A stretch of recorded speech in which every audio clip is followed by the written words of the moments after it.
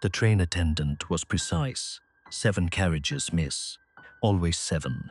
But from the platform at Taipei Central, Wei-Lin had counted 8 sets of lights.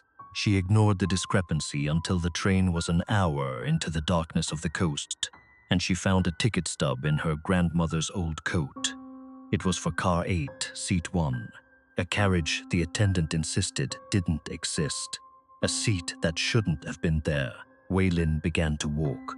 She walked through the 7th car, through the heavy steel door at the end, and stepped into a place where the lanterns were amber.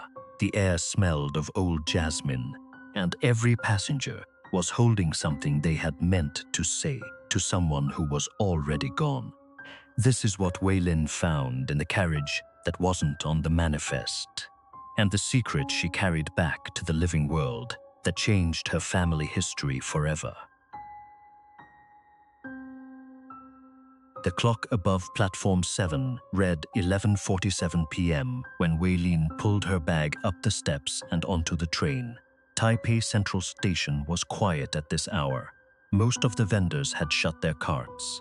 A janitor worked slowly at the far end of the hall, his mop moving back and forth without urgency. The air smelled like rain and faintly like something burning, incense maybe, or the memory of it. Wei-Lin couldn't tell which.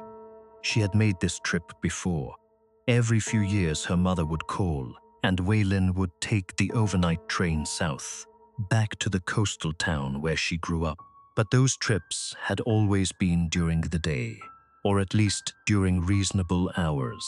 This time there had been no warning. Her grandmother had slipped quietly from the world on a Tuesday afternoon, and by Wednesday evening, Wei-Lin was standing on a half-empty platform with a travel bag and a folder of documents she had pulled from the archive at work. Old burial permit forms, mostly, because that was the kind of thing she thought about when she didn't want to think about grief. She found her seat easily. Car 4, seat 12, window side. She slid her bag into the overhead rack, sat down, and pressed her forehead briefly against the cool glass. Outside, a few passengers walked the platform. A man in a grey coat stood very still near the far end, looking at nothing in particular. A young woman in a nurse's uniform hurried past, checking her phone. Then the platform was empty. Wei-Lin settled back. She noticed the train was warm. Not stuffy, just warm. The kind of warmth that makes you feel like you could fall asleep without deciding to. She resisted it. She opened her folder and stared at the forms without reading them. After a few minutes, she looked out the window again. The platform lights were still on. The conductor's voice came over the speaker, calm, slightly distorted, announcing that the service to Hualien would depart in 3 minutes, with stops at Ruifang, Heaping, and Xincheng. 7 carriages in total. 7 carriages. Wei-Lin turned and looked down the aisle behind her, then at the window on the opposite side of the car. From her seat, she could see the reflection of the train's exterior in the dark glass of the station wall. She counted the lit windows, moving back from where she sat. 1 carriage, 2, 3. She kept going. The train curved slightly on the track, which made it easier to count. She counted 8 sets of lights. She counted again. 8. She sat forward and pressed her face closer to the window, shading her eyes with her hand. The last carriage was further back than the others, further than made sense for a train this length. Its windows were dim, not fully dark, more like a room lit by a single low bulb, different from the steady fluorescent light of the other cars. The train began to move. The station light slid past, then fell away, and within 2 minutes Taipei was gone. The train entered the first mountain pass, and the world outside became pure dark. Rock walls close on both sides, then open sky, then rock again. Wei-Lin exhaled and set her folder down on the seat beside her. That was when she heard it, very faint from somewhere behind her, a child laughing. Short, easy laughter, like something had been funny. Then silence. Wei-Lin looked down the aisle. The carriage was half full. A middle-aged couple sat near the front. An older man in a suit had his eyes closed. No children. She waited. but the sound did not come again. She told herself she was tired. She had not slept properly since her mother's call. The mind does strange things when it is running on 3 hours of sleep and a grief it hasn't yet agreed to feel. She closed the folder, turned off her reading light, and leaned her head against the window. Behind her, in the last carriage, the lights flickered once, then went out, then came slowly back on. The train went dark for a few seconds as it entered the third tunnel. Not the dim dark of a room with the lights off, a complete dark. The kind where you hold your hand in front of your face and feel nothing. Wei-Lin gripped the armrest without meaning to. The tunnel sound filled the carriage, a low, steady roar that pressed against the ears, and then it was over. The lights came back. The mountains opened up on both sides, wide and black against a grey sky. Wei-Lin let go of the armrest. She heard the attendant before she saw her. The quiet roll of a beverage cart, the soft click of heels on the floor between seats. The woman was young, maybe 25, in a pressed blue uniform. She moved efficiently, checking tickets, offering water. When she reached Wei-Lin's row, Wei-Lin raised her hand slightly. "Excuse me," Wei-Lin said. "Can I ask about the last carriage? Car 8? The attendant stopped. She didn't look confused. She looked, for just a moment, like she had stopped breathing. Then her expression reset, smooth and professional, the way a face looks when it has been trained to stay neutral. "This service has 7 carriages," she said. "Car 4 is where you are now. The last car is car 7. "I counted 8, Wei-Lin said. "From the station, 8 sets of windows." The attendant held the pause a beat longer than felt natural. "7, she said again, and moved the cart forward without another word. Wei-Lin watched her go. Then she turned back to her seat. There was something on the floor beside her foot, a small rectangle of pale paper, face down. She hadn't noticed it before. She picked it up. It was a ticket stub, old, the kind printed on thin cardstock, the edges soft from being handled. She turned it over. Car 8, seat 1. The passenger name was printed below in small, faded characters. She knew the name before she finished reading it. It was her grandmother's full name, all 4 characters, in the formal order used on official documents. The kind of name you only see written down at hospitals or on burial forms. Wei-Lin sat very still. She became aware, slowly, that someone was watching her. Across the aisle, 1 row back, sat an old woman. She was small and narrow-shouldered, dressed in a dark padded jacket. Her hands were folded in her lap. Her eyes were open and fixed on Wei-Lin, with the steady, unblinking patience of someone who had been waiting for a long time and was used to it. Wei-Lin looked at her. The woman did not look away. Then Wei-Lin noticed the mouth. The woman's lips were moving, very slightly, almost no movement at all. But there was a rhythm to it. Not words exactly, more like a chant or a verse spoken under the breath. Wei-Lin recognized the cadence before she recognized the words. She had heard it at her grandfather's funeral when she was 9. Again at a great-uncle's burial 3 years later. A folk verse, old Taiwanese, the kind passed down in certain families for the purpose of seeing the dead safely off. Her grandmother had known it. Her grandmother had been the one who sang it both times. Wei-Lin opened her mouth to say something. She wasn't sure what. The train slowed. A small station appeared outside, 2 lights and a covered platform, no signage visible. The doors opened, no one got on, no one got off. The doors closed, the train moved again. Wei-Lin turned back to the aisle. The seat was empty. The old woman was gone. Not moving toward the exit, not walking the aisle. Simply gone, the way a thought disappears when you try to hold it too tightly. Wei-Lin looked down at the ticket stub in her hand. She curled her fingers around it. Then, from somewhere behind her, not far, not from car 7, from much closer than that, a child laughed, soft and clear, like it was meant only for her. She didn't decide to go. She simply stood up. The ticket stub was still in her hand. Wei-Lin tucked it into her jacket pocket, steadied herself against the motion of the train. and began walking toward the rear. The carriage was quiet. The couple near the front were asleep now, leaning into each other. The man in the suit hadn't moved. No one looked up as she passed. Car 5 gave way to car 6. The overhead lights here were slightly dimmer, or maybe she was just noticing things more carefully now. The floor had a different texture under her shoes. Older, the kind of vinyl that had been cleaned so many times it had gone soft. She pushed through the connector door, and the brief, cold gap between carriages hit her face. Metal and wind, and the sound of the tracks below, very loud for just a second, and then she was in car 7.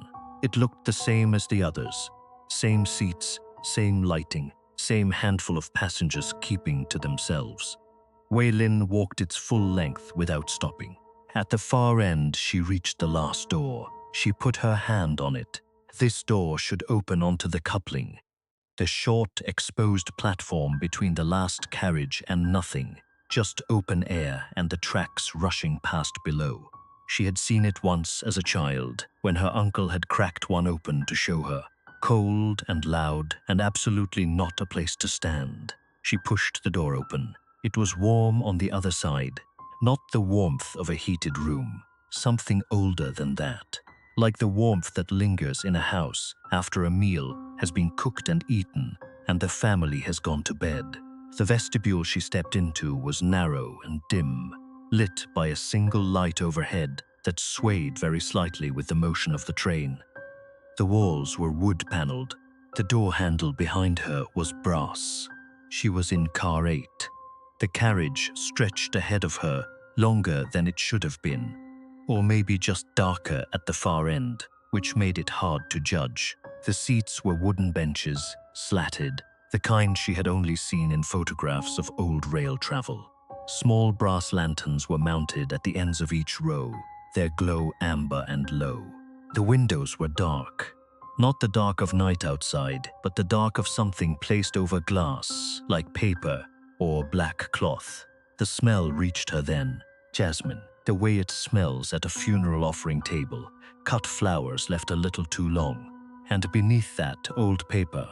The dry, faint smell of documents that have been folded and unfolded many times over many years. Wei-Lin did not move further into the carriage. She stood in the vestibule doorway and looked. There were passengers, 8, maybe 10. She didn't count carefully. They sat with their eyes down, the way people sit when they are holding something they don't want to drop. None of them looked at her. None of them moved. In the first row sat a young girl.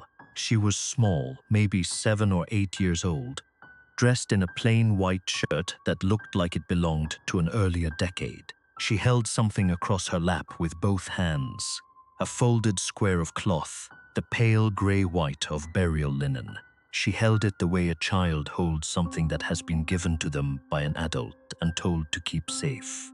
Further back, a man in a faded work shirt cradled an unsealed envelope against his chest. An elderly woman 2 rows behind him held a teacup in both hands, the tea long cold, a thin film across the surface. A younger woman near the window held a photograph face down against her knee and did not turn it over. Wei-Lin understood before she could say why. These were not people riding a train. These were the things that had never arrived. The letter that was never sent. The apology that came too late. The last cup of tea made for someone who was already gone by the time it cooled. And the girl in the front row, still holding the burial cloth, still looking down, slowly turned her face toward the door, toward Wei-Lin. The girl's eyes found Wei-Lin's and stayed there. No expression, not frightened, not curious, just waiting. The way a child waits at a door when they have been told someone is coming, and they have believed it fully, without doubt. The burial cloth was still folded across her lap. Her hands were very still. Wei-Lin took 1 step into the carriage, then another. The other passengers did not stir. The man with the envelope kept his eyes down. The woman with the cold teacup did not look up. Only the girl watched, and only until Wei-Lin had passed her row. And then the girl looked forward again, as if the waiting was done, and the rest was no longer her part to carry. Wei-Lin walked the length of car 8 slowly. The lantern light made the wooden seats look amber and warm, older than they had any right to be. The smell of jasmine was stronger here. Toward the back, she counted 5 more rows, then 6. At the last row, her grandmother sat upright. Wei-Lin stopped. She had prepared herself in some wordless way for something frightening, a face changed by illness or by whatever came after. But what she saw was her grandmother at 60, maybe younger, straight-backed, hair pulled up the way she used to wear it before arthritis made pinning it difficult. A plain dark blouse with small buttons at the collar. She looked exactly the way she looked in the photograph that sat on the shelf in Wei-Lin's childhood bedroom, the one taken at a cousin's wedding, the year Wei-Lin turned 7. She did not smile. She did not reach out. She did not say Wei-Lin's name or offer any comfort. She simply looked at Wei-Lin the way she always had, directly, without flinching, as if Wei-Lin were fully capable of handling whatever came next, and she expected nothing less.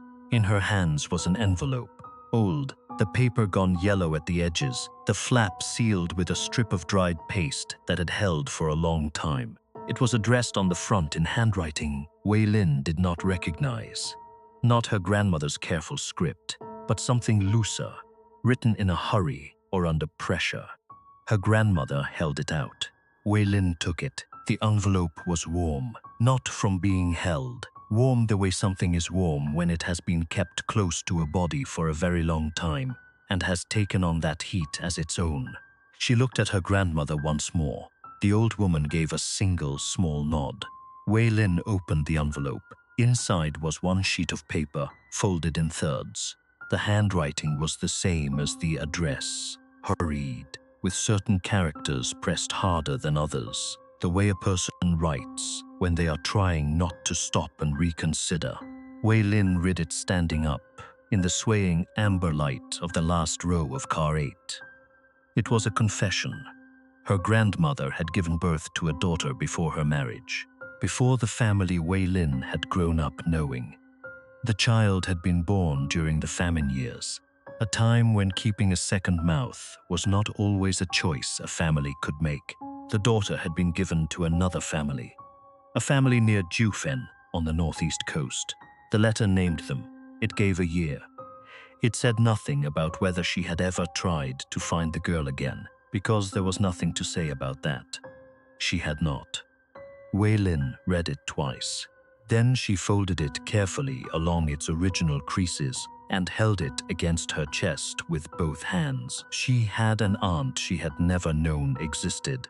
Behind her, she heard a small shift, cloth moving against wood. She turned. The girl in the front row had turned fully in her seat to face the rear of the carriage, to face Wei-Lin. Her eyes were steady and dark and shaped exactly, like the eyes in the wedding photograph, like the eyes of the woman sitting in the last row.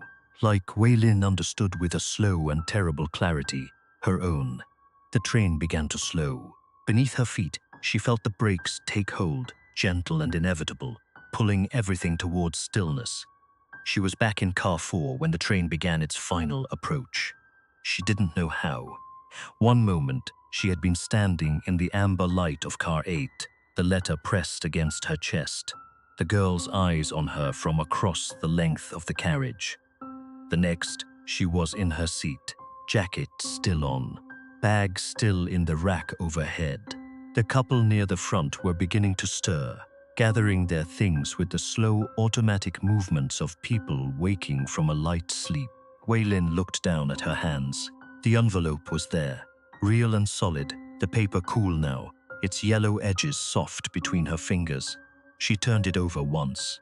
At the fold, where she'd opened it, the ink from the address had smudged faintly against her palm, a dark crescent, like a thumbprint left behind.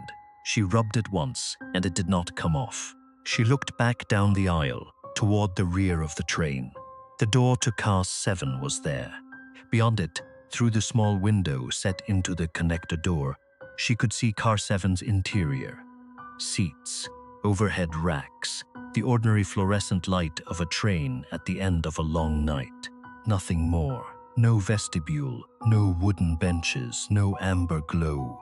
Whatever had been attached to the back of this train had let go somewhere in the dark, between one mountain and the next, without a sound. The station appeared through the window. Her hometown, the platform she had grown up running across as a child. The low concrete overhangs still stained in the same places it always had been. The sky above it was the pale, washed-out gray that comes just before the sun commits to rising. Not night anymore, not yet day. The thin hour. The platform was empty when she stepped off. No one waiting, no other passengers heading the same direction. Near the far gate, where the platform met the street, a single incense stick stood upright in a small bed of sand left on the ground. It was still burning, a thin line of smoke rising straight up in the still air. There was no holder around it, no offering table, nothing to explain who had placed it there or when. Wei-Lin walked past it, and the smoke moved toward her briefly, as if noticing her, and then straightened again. She did not sleep before the burial rites. There wasn't time, and she found she didn't need to.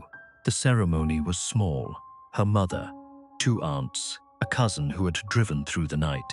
The offerings were laid out on a low table near the head of the casket. Fruit, a cup of tea, a bundle of paper money folded into careful shapes. Wei-Lin waited until the others had stepped away to light incense.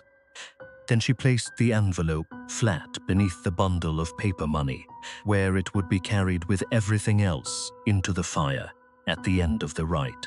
No one asked about it. She did not offer an explanation. There are some things a family accepts without language, the way a body accepts sleep, not by deciding to, but simply by the right conditions arriving. She borrowed her mother's car that afternoon. Jufin was an hour and a half up the coast, climbing into the hills above the water. She found the street from the letter without difficulty. The address was old, but the houses had not changed the way newer parts of the island had. She parked at the bottom of the lane and walked up. The door was plain wood, painted green a long time ago. A ceramic pot of herbs sat beside the step. Wei-Lin rang the bell and stepped back. She heard movement inside, slow, careful steps. The door opened. An old woman stood in the frame. She was slight, white-haired, dressed in a house cardigan, with the sleeves pushed to her elbows. She looked at Wei-Lin. Her eyes, dark, steady, shaped in a way that Wei-Lin now knew by heart, went wide. Not with fear, not with confusion, with the particular relief of someone who has been waiting so long. They had stopped letting themselves believe this moment would come. Neither of them spoke. The morning light sat between them, and it was enough. If this story stayed with you, I think it was meant to. New stories from across Asia, every week, right here. I'm Haunted East. Subscribe if you want to keep listening.